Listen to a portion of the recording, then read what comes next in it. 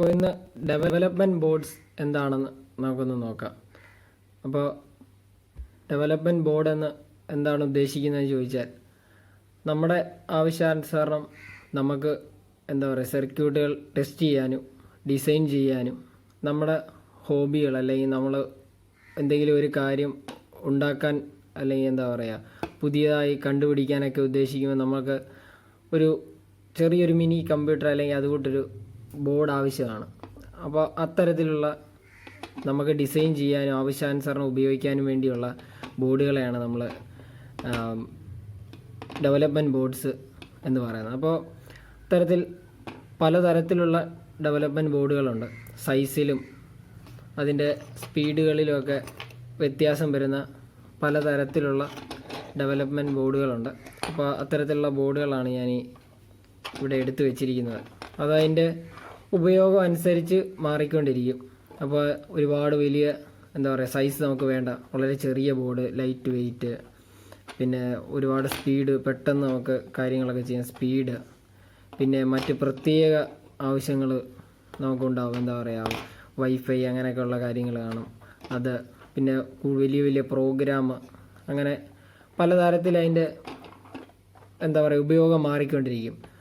അപ്പോൾ നമ്മളുടെ ഇഷ്ടത്തിനനുസരിച്ച് നമുക്ക് മാറ്റാൻ പലതരത്തിലുള്ള ബോർഡുകൾ നമുക്ക് കിട്ടും. അപ്പോൾ അത്തരത്തിലുള്ള കോമണായി എല്ലാവരും ഉപയോഗിക്കുന്ന ഒരു ഡെവലപ്മെൻറ്റ് ബോർഡിനെ കുറിച്ചാണ് നമ്മളിന്ന് നോക്കാൻ പോകുന്നത്. അപ്പോൾ ഇതാണ് ആ ബോർഡ്. ഇതാണ് arduino യൂനോ എന്ന് പറയുന്ന ബോർഡാണിത്. ഇത് നമ്മൾ പ്രോഗ്രാം ചെയ്യാനും നമ്മുടെ ആവശ്യത്തിന് വേണ്ടിയൊക്കെ ഉപയോഗിക്കുന്ന ഒരു ബോർഡാണ് arduino. ഇത് മിക്ക എല്ലാ നമ്മുടെ ചെറിയ പ്രോജക്റ്റുകളിലൊക്കെ നമുക്ക് വളരെ ഈസി ആയിട്ട് ഇതിൽ പ്രോഗ്രാം ചെയ്തെടുക്കാൻ പറ്റുന്ന ഒരു ബോർഡാണ്. അപ്പോൾ ഇതിൻ്റെ പ്രത്യേകത എന്താണ്, ഇതെങ്ങനെയാണ് നമ്മൾ അതിൻ്റെ ബാക്കിയുള്ള സ്പെസിഫിക്കേഷൻ എന്തൊക്കെയാണെന്ന് നമുക്കൊന്ന് നോക്കാം. അപ്പോൾ ഇനി നമുക്ക് arduino യൂനോ എന്ന് പറയുന്ന ഇത്തരത്തിലുള്ള ഒരു ഡെവലപ്മെൻറ്റ് ബോർഡ്, അപ്പോൾ അതിൻ്റെ കുറേ കമ്പോണൻസ് ഒക്കെ ഉണ്ട്. അത് എന്തിനാണ് ഉപയോഗിക്കുന്നത്, അത് എന്തൊക്കെയാണെന്ന് നമുക്കൊന്ന് നോക്കാം. അപ്പോൾ ആദ്യം തന്നെ ഇതിലൊരു സ്വിച്ച് കാണാം. അത് ഇതിൻ്റെ റീസെറ്റ് സ്വിച്ച് എന്നാണ് ഇതിന് പറയുന്നത്. അതായത് നമ്മൾ ഈ ബോർഡിൽ ചെയ്യുന്ന പ്രോഗ്രാം ഈ ICയിലായിരിക്കും അത് ലോഡ് ചെയ്യുക. അപ്പോൾ റീസെറ്റ് ചെയ്ത് കഴിഞ്ഞാൽ ഒരു കാരണവശാലും അതിൻ്റെ പ്രോഗ്രാം ഇതിൽ നിന്ന് പോവില്ല, പകരം ബോർഡൊന്ന് ഓഫായിട്ട് ഓണാകും. അപ്പോൾ അതിന് വേണ്ടിയാണ് ഈ സ്വിച്ച് ഉപയോഗിക്കുന്നത്. പിന്നെ USB പോർട്ട്. അപ്പോൾ USB പോർട്ടിലൂടെയാണ് നമ്മൾ ഇതിലേക്ക് പ്രോഗ്രാം ഇൻസ്റ്റാൾ ചെയ്യുക. പിന്നെ അതിന് വർക്ക് ചെയ്യാൻ വേണ്ട പവറും ഈ USB പോർട്ടിൽ കൂടെ തന്നെ കിട്ടും. പിന്നെ അടുത്തത് അതേ കൂട്ടൊരു പോർട്ട് കാണാം. അത് പവർ പോർട്ടാണ്. ഇതിന് പവർ കൊടുക്കാൻ വേണ്ടിയുള്ള പോർട്ടാണ്. ഇതിലൂടെ നമുക്ക് 5 വോൾട്ട് മുതൽ 12 വോൾട്ട് വരെ ഇതിലേക്ക് കൊടുക്കാം. പിന്നെ അത് കഴിഞ്ഞ് ഇതിൻ്റെ മെയിൻ പാർട്ടെന്ന് പറയുന്നത് ഈ IC ആണ്. ഇതുണ്ടെങ്കിൽ ഈ ബോർഡ് വർക്ക് ചെയ്യുള്ളൂ. അപ്പോൾ ഈ ICയുടെ പേര് അറ്റ്മെഗ 328 എന്നാണ് ഈ ICയുടെ പേര്. അപ്പോൾ ഈ ICയിലാണ് നമ്മൾ പ്രോഗ്രാം ചെയ്യുന്നത്. നമുക്ക് ആവശ്യാനുസരണം ഇതിൻ്റെ പിന്നുകൾ നമുക്ക് ഉപയോഗിക്കാനും ഒക്കെ പറ്റും. പ്രോഗ്രാം ചെയ്ത് നമുക്ക് ആവശ്യമുള്ള പിന്നുകൾ ഇതിനു വേണ്ടി ഉപയോഗിക്കണം എന്നൊക്കെ നമുക്ക് തീരുമാനിക്കാനായിട്ട് പറ്റും. പിന്നെ ബാക്കിയുള്ള ഇതിൻ്റെ സൈഡിൽ കാണാം കുറേ പിന്നുകൾ കാണാം. അപ്പോൾ അതെന്താണെന്നൊക്കെ നമുക്കൊന്ന് നോക്കാം. അപ്പോൾ ഇതിൽ ആദ്യത്തെ കാണാം ഈ ഭാഗം, ഇത്രയും പിന്നുകൾ, അത് പവറിന് വേണ്ടി ഉപയോഗിക്കുന്ന പിന്നുകളാണ്. പിന്നെ അനലോഗ് പിന്നുള്ളത് ഡിജിറ്റൽ പിന്നാണ്. ഇത് മുഴുവനും ഡിജിറ്റൽ പിന്നാണ്. അപ്പോൾ നമുക്ക് ഓരോ പിന്നും അതെന്തിനാണ് ഉപയോഗിക്കുന്നതെന്നും നമുക്കൊന്ന് നോക്കാം. അപ്പോൾ ആദ്യം തന്നെ നമുക്ക് പവർ പിന്നിൽ നിന്ന് തന്നെ തുടങ്ങാം. അപ്പോൾ പവർ പിന്ന്, അവിടെ നമുക്ക് റീസെറ്റ് മുതൽ VIN വരെയുള്ള അത്രയും പിന്നുകൾ നമുക്ക് ഉപയോഗിക്കാനായിട്ട് പറ്റും. അപ്പോൾ റീസെറ്റ് എന്നുള്ളത് നമ്മൾ നേരത്തെ പറഞ്ഞ ഈ സ്വിച്ച്, റീസെറ്റ് സ്വിച്ചുമായിട്ട് കണക്ട് ചെയ്തിട്ടുണ്ട്. അപ്പോൾ റീസെറ്റിലും ഗ്രൗണ്ടിലൂടെ നമുക്കിവിടെ കാണാം 2 ഗ്രൗണ്ട് കൊടുത്തിട്ടുണ്ട്. അപ്പോൾ ഗ്രൗണ്ടിലൂടെ കണക്ട് ചെയ്യുകയാണെങ്കിൽ നമുക്കിത് റീസെറ്റ് ചെയ്യാനായിട്ട് പറ്റും. പിന്നെ 3 വോൾട്ട് കിട്ടാൻ വേണ്ടിയാണ് ഈ 2 റീസെറ്റിന് താഴെയുള്ള പിന്ന്. അത് നമുക്ക് ഔട്ട്പുട്ട് ഇതിൽ നിന്ന് 3 വോൾട്ട് നമുക്ക് എടുക്കാൻ പറ്റും. പിന്നെ അതിന് താഴെ 5 വോൾട്ട് 5 വോൾട്ട് എടുക്കാൻ പറ്റും. അതിനുശേഷം ഗ്രൗണ്ട്, അത് കഴിഞ്ഞ് VIN. ഈ VINൽ നമ്മൾ ഇൻപുട്ട് 5 വോൾട്ട് ഇതിലേക്ക് കൊടുക്കാനായിട്ട് സാധിക്കും. ഇൻപുട്ട് വോൾട്ടേജ് നമുക്ക് 5 വോൾട്ട് കൊടുക്കാനായിട്ട്. അപ്പോൾ ഇത്രയും പിന്നുകളാണ് പവർ പിന്നുകളിൽ യൂസ് ചെയ്യുന്നത്. അപ്പോൾ അടുത്തത് അനലോഗ് പിൻ. അപ്പോൾ അനലോഗ് പിന്ന് A0 തൊട്ട് A5 വരെ ഉണ്ട്. ഇതിൽ നമുക്ക് അനലോഗ് ഇൻപുട്ടും ഔട്ട്പുട്ടും എടുക്കാനായിട്ട് സാധിക്കും. പിന്നെ അതിനുശേഷം ICയോട് തന്നെ ചേർന്നൊരു കുറച്ച് പിന്നുകളുണ്ട്. അപ്പോൾ ഇതും നമ്മൾ IC പ്രോഗ്രാം ചെയ്യാനായിട്ട് ഉപയോഗിക്കുന്ന കുറച്ച് പിന്നുകളാണ്. ഇനി ഡിജിറ്റൽ പിന്ന്. അപ്പോൾ ഈ ഡിജിറ്റൽ പിന്ന് നമുക്ക് 0 തൊട്ട് 14 പിന്ന് വരെ നമുക്ക് ഡിജിറ്റൽ പിന്നായിട്ട് ഇതിൽ ഉപയോഗിക്കാനുണ്ട്. അപ്പോൾ അതിലെ 0 തൊട്ട് 13 വരെയുള്ളത്, അത് കഴിഞ്ഞതിന് ശേഷം ഒരു ഗ്രൗണ്ട്, അങ്ങനെ 14 പിന്നുകളാണ് ഇതിലുള്ളത്. അപ്പോൾ ഈ 14 പിന്നും നമുക്ക് നമ്മുടെ ഇഷ്ടാനുസരണം ഉപയോഗിക്കാം. അപ്പോൾ ഇതിൽ 0യും 1ഉം എന്ന് പറയുന്ന 2 പിന്നുകളുണ്ട്. അതായത് TX RX എന്ന് പറയുന്ന 2 പിന്ന്. അത് നമുക്ക് സ്പെഷ്യലായിട്ടുള്ള ചില കമ്പോണൻറ്റുകൾ കണക്ട് ചെയ്യാൻ വേണ്ടിയാണ്. അതായത് നമ്മുടെ ബ്ലൂടൂത്ത്, വൈഫൈ അങ്ങനെയുള്ള അതിൻ്റെ ട്രാൻസ്മിറ്ററും റിസീവറുമായിട്ട് വർക്ക് ചെയ്യുന്ന 2 പിന്നുകളാണത്. അപ്പോൾ ഈ 14 പിന്നുകൾ നമുക്ക് പ്രോഗ്രാമിൽ ഉൾപ്പെടുത്താനായിട്ട് സാധിക്കും. അതുകൂടാതെ നമ്മുടെ ഈ കാണുന്ന അനലോഗ് പിന്ന്. അപ്പോൾ ഈ അനലോഗ് പിന്നും ഡിജിറ്റൽ പിന്നും നമുക്ക് പ്രോഗ്രാമിൽ ഉൾപ്പെടുത്താം. നമ്മുടെ ആവശ്യാനുസരണം ഇൻപുട്ടായിട്ടോ ഔട്ട്പുട്ടായിട്ടോ അല്ലെങ്കിൽ ഏത് പിന്ന് വേണം എന്നൊക്കെ നമുക്ക് പ്രോഗ്രാമിൽ യൂസ് ചെയ്യാനായിട്ടും നമുക്ക് പറ്റും. അപ്പോൾ അത് കഴിഞ്ഞ് പിന്നെ ഇവിടെ ഓൺ എന്ന് പറയുന്നൊരു പോർഷൻ കാണാം. അത് ഒരു LED ആണത്. അതായത് ഈ ബോർഡിലേക്ക് നമ്മൾ പവർ കൊടുത്താൽ ഉടനെ ആദ്യം ആ LED ഓൺ ആവും. അപ്പോൾ നമ്മുടെ ഈ ബോർഡ് ഓൺ ആയി എന്നുള്ളതിൻ്റെ നമുക്ക് അറിയാനായിട്ട് സാധിക്കും. പിന്നെ അത് കൂടാതെ വേറെ 2 LEDകൾ കൂടിയുണ്ട്. TX RX എന്ന് പറയുന്ന 2 LED. അത് നമ്മൾ നേരത്തെ പറഞ്ഞ ഈ 2 പിന്നുകളുമായിട്ടുണ്ട്. അപ്പോൾ നമ്മൾ ഇൻപുട്ടും ഔട്ട്പുട്ടും വരുന്നത് നമുക്കിതിൽ കാണാനായിട്ട് സാധിക്കും. പിന്നെ നമ്മൾ പ്രോഗ്രാം ഇതിലേക്ക് ഇൻസ്റ്റാൾ ചെയ്യുമ്പോൾ ഈ LED ബ്ലിങ്ക് ആവും. അപ്പോൾ പ്രോഗ്രാം നമുക്കിതിലേക്ക് കയറിയെന്ന് നമുക്ക് മനസ്സിലാകാനായിട്ട് സാധിക്കും. അപ്പോൾ ഇതിൽ ബാക്കി കുറച്ച് കമ്പോണൻസും കൂടിയുണ്ട്.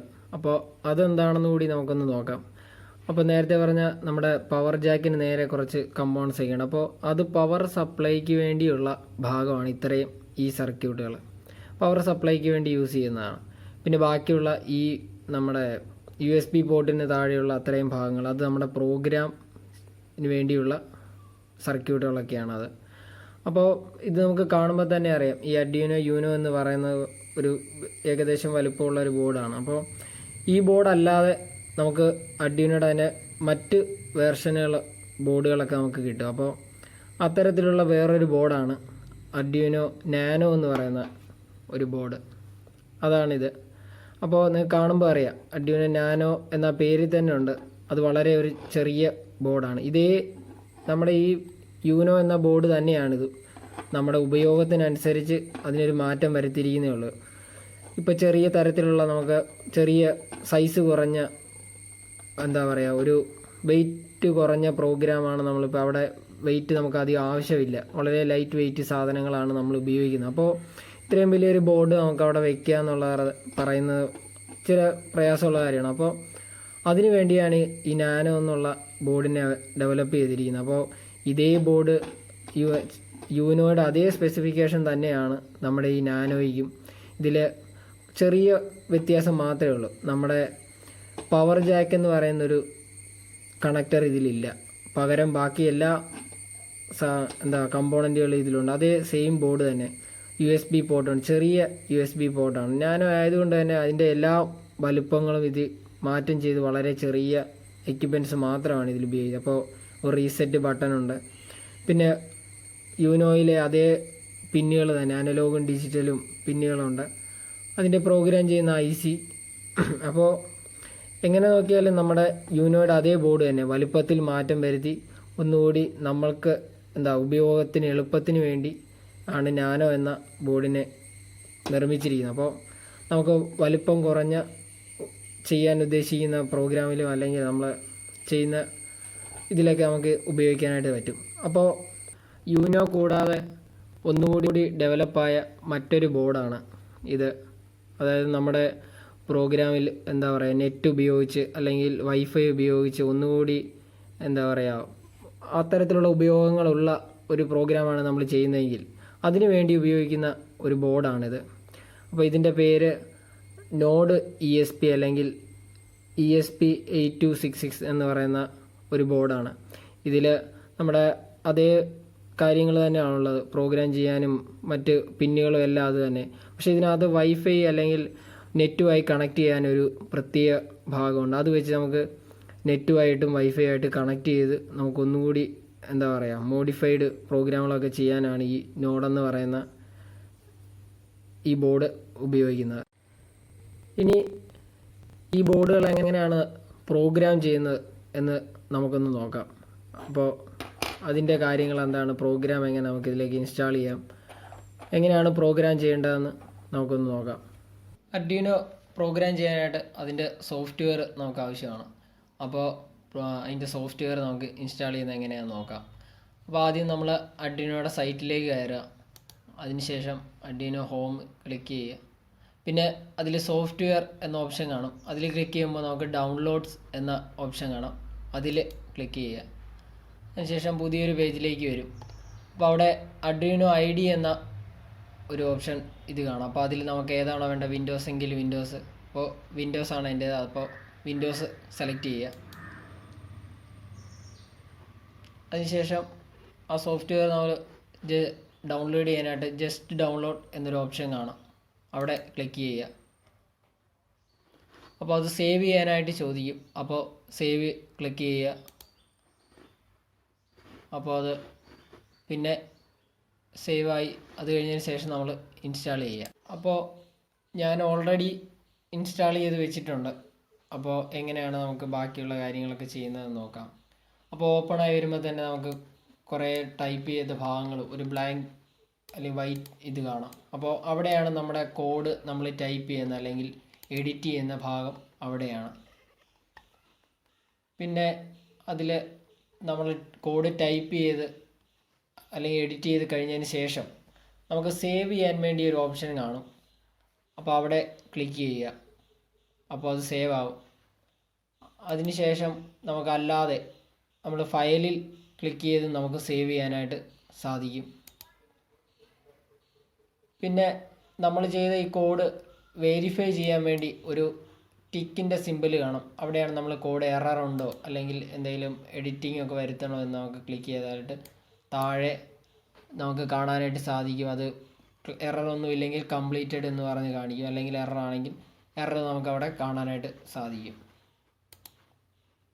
പിന്നെ നമ്മുടെ arduino ബോർഡ് നമ്മൾ കണക്ട് ചെയ്യുമ്പോൾ നമ്മൾ USB പോർട്ട് ഉപയോഗിച്ച് നമ്മുടെ ഇതിലേക്ക് കണക്ട് ചെയ്തു. അതിന് ശേഷം കുറച്ച് സെറ്റിങ്സ് കൂടി നമുക്ക് ചെയ്യാനുണ്ട്. അപ്പോൾ അതിൽ ടൂൾസ് എന്ന ഓപ്ഷൻ ക്ലിക്ക് ചെയ്യുക.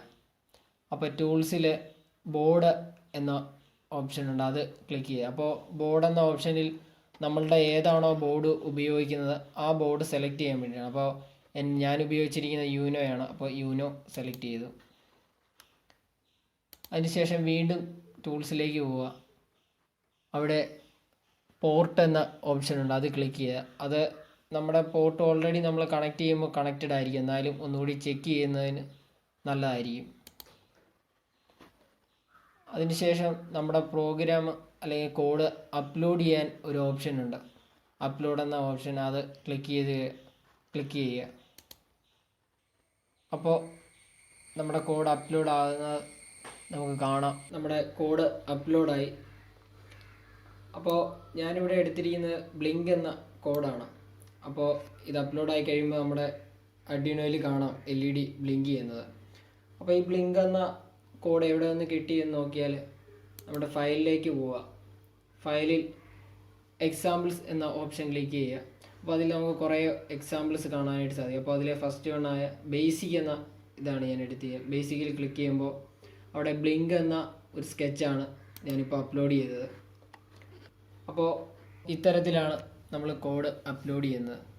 അപ്പോൾ നമ്മൾ ഏത് കോഡ് അപ്ലോഡ് ചെയ്താലും ബേസിക്കായിട്ട് ഈ കാര്യങ്ങളൊക്കെ ശ്രദ്ധിക്കുക.